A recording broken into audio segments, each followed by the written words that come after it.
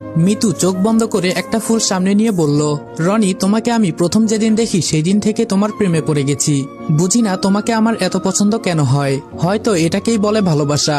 যদি এইটা ভালোবাসা হয় তবে হ্যাঁ, আমি তোমাকে ভালোবাসি আর সারা জীবন ভালোবেসেই যাব। আকাশের বুকে চাঁদ কিন্তু একটাই, তেমনে আমার বুকের মাঝে সেই চাঁদ হলে তুমি। তুমি আমার প্রথম ভালোবাসা আর তুমি আমার শেষ ভালোবাসা। তোমাকে আমি অনেক ভালোবাসি, এতটা ভালোবাসি যে বলে বোঝাতে পারবো না। একটা সাগরের পানি যেমন গণনা করা যায় না বা অনুমান করা যায় না, তোমার জন্য আমার ভালোবাসাও গণনা করা যাবে না। এতটা ভালোবাসি তোমায় আমি। তোমাকে ছাড়া আমি বাঁচতে পারবো না। হাজারো মানুষের ভিড়ে আমি শুধু তোমাকেই খুঁজে বের করব। অনেক অনেক ভালোবাসি তোমাকে। I love you. এত সুন্দর প্রপোজ করতে পারবে এই মেয়েটা আমি তো চিন্তাই করতে পারি নাই। এখন যদি না করি তাহলে উল্টাপাল্টা তো কিছু করবেই, এটা আমি শিওর। এখন কি করা যায়? তাড়াহুড়ো করে একটা বুদ্ধি আনলাম। মিতু বলল, রনি, ফুলটা গ্রহণ করবে না? দেখো, আবার আমার নাম ধরে ডাকে। মিতু বলল, কি হলো? আমি মিতুর কাছ থেকে ফুলটা নিয়ে বললাম, মিতু, তুমি আমার সম্পর্কে অনেক কিছুই জানো না। মিতু বলল, কেন? আপনার সম্পর্কে তো সবকিছুই আমি জানি। এমন কি আছে যা আমি জানি না? আমি বললাম, তুমি এখনো আমার সম্পর্কে কিছুই জানো না। জানলে হয়তো আমাকে আর প্রপোজ করতা না। মিতু বলল, কেন এই কথা বললেন? আমি বললাম, আমার বিয়ে ঠিক করা আছে, আর কয়েক মাস পর আমার বিয়ে। মিথ্যা কথা বললাম। আমার কথা শুনে মিতু কান্না করতে লাগলো। আমি বললাম, এটা সত্যি কথা, তবে তুমি কান্না করো না, আমার থেকেও বেটার কাউকে পাবে তুমি। মিতু বলল, লাগবে না আমার কাউকে, আমি তো শুধু আপনাকেই চাই।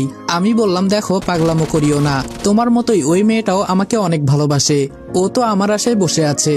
মিতু বলল, আমাকে আগে বলবেন না, তাহলে তো আপনার প্রতি আমি আসক্ত হতাম না। আমি বললাম, দেখো মিতু, তোমার বয়সটা এত বেশি না, তোমার মনে এখন যেইগুলো চলছে সবই আবেগ।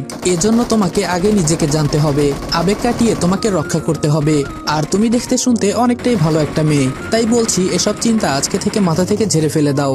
ঈশা কোথা থেকে যেন এসে বলল, কি মিতু, তুই কান্না করছিস কেন? মিতু বলল, তো কি করব, তোর ভাইকে আমি কতটা ভালোবাসি এটা তো তুই জানিস। এখন তোর ভাই বলে তার নাকি বউ আছে, তার নাকি বিয়ে ঠিক করা আছে। ঈশা বলল, আমি তো এটা জানি না ভাইয়া, সব কি সত্যি? আমি বললাম, তুই জানোস না কারণ তোকে বলা হয় নাই, আম্মু সব জানে, আম্মুর কাছ থেকে সব জেনে নিস। ফারজানা বলল, সত্যি ভাইয়া, আমাদের ভাবি আছে? আমি বললাম, এসব এখন বাদ দাও, আমরা ঘুরতে এসেছি, এখন চলো ফুচকা খাই। ফারজানা বলল, ওয়াও, ফুচকা? মিতু বলল, আমি খাবো না, আপনারা খান। আমি বললাম, দেখো মিতু, আমি একটু আগে কি বলেছি, নিজের আবেগ কন্ট্রোল করতে শিখো, তাহলে দেখবে হঠাৎ করে কাউকে ভালো লাগবে না। ঈশা বলল, এসব বাদ দে বান্ধবী, এখন চল ফুচকা খাই। মিতু বলল, হুম। বিকাল পর্যন্ত সবাই মিলে খুব মজা করলাম, তবে মিতুর মনটা একটু খারাপ। বেচারিকে না করা উচিত হয় নাই, তবে বিষয়টা এমন না যে তাকে আমার ভালো লাগে। ঘোরা শেষ করে বাসার সামনে এসে আমি বললাম, ঈশা, তোরা যা, আমি একটু আসছি।